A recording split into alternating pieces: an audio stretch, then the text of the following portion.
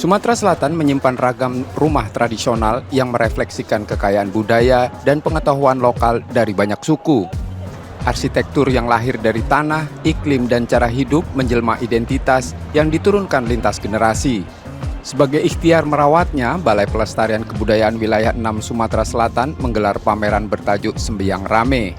Bekerja sama dengan Universitas Sriwijaya, replika rumah-rumah tradisional dihadirkan dengan detail yang utuh, bentuk yang khas, struktur yang elok, dan filosofi yang menyatu di baliknya.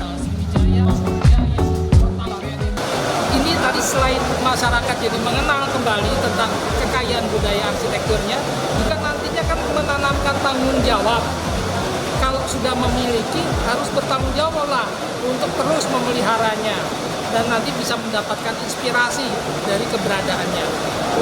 Jangan sampai bangunan arsitektur itu yang sudah sekian ratus tahun ada di Sumatera Selatan menjadi hilang di kala generasi kita.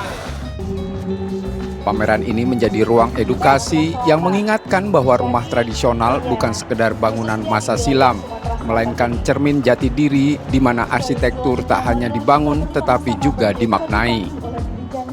Nur Muhammad, Kompas TV, Palembang, Sumatera Selatan.